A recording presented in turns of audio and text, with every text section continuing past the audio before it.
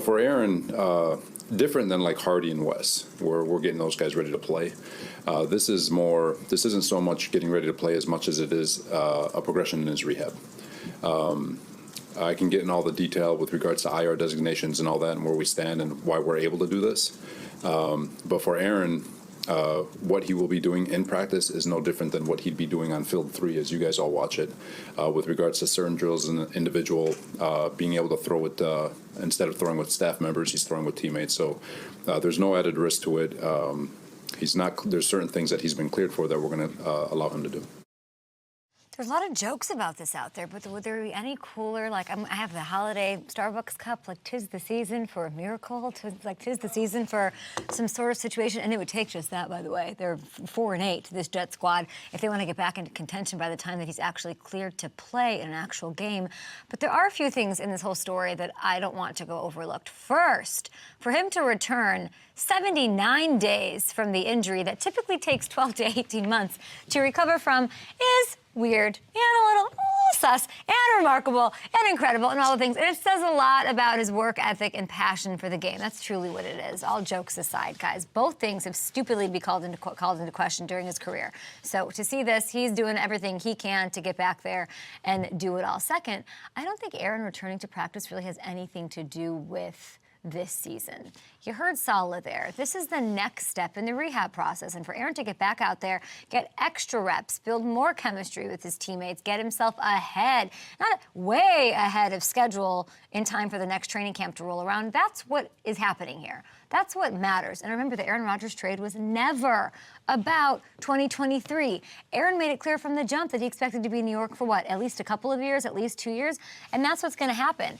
And it's super bummer. And I don't think he's been, I think everybody sees always throwing. He cannot be okay. You can be as okay as you can get yourself. But and I'm sure we'll see it on whatever those cameras are following him around. Like, it is not fun to be injured. We all know that. And there's real lows here that he's gone for. And I feel like we're not having any compassion for that at all. It is a struggle to be away from a team, to have the weight of the sports media fandom world on your shoulders, and then for it to all come plummeting down. This has been not just a physical miraculous thing, but for him to want to be there, for him to put himself in these situations, to take the bullets from everybody across the Twitter sphere is pretty incredible. But he's here, and this year doesn't matter. It's about next year. It's about getting ahead of the ball and this process to sort of jumpstart all of that. Now, Jets fans have been kicked, they've been kicked while they're down, and, that's where they've been mostly for the last 50 years. So I wanted to focus on the positive this morning.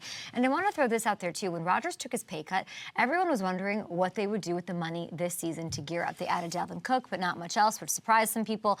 But that pay cut was also never about just this year, okay? The Jets have over $31 million available in cap space for the upcoming season thanks to the rework deal.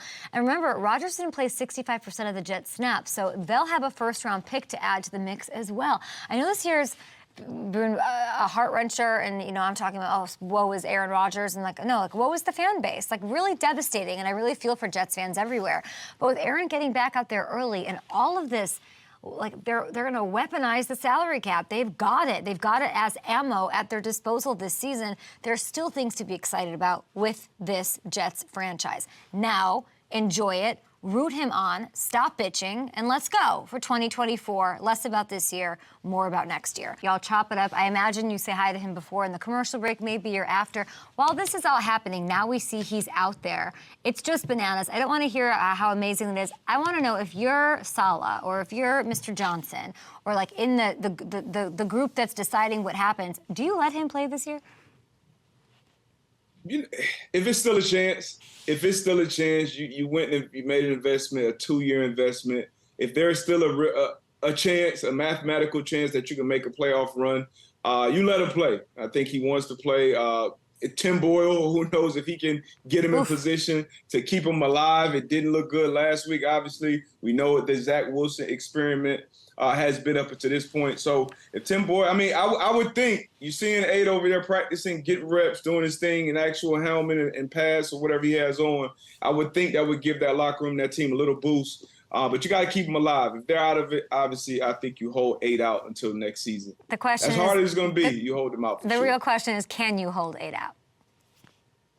Like, who's making? Yeah. If you're signing checks, I would think you can. And I doubt he would want to come back and just play.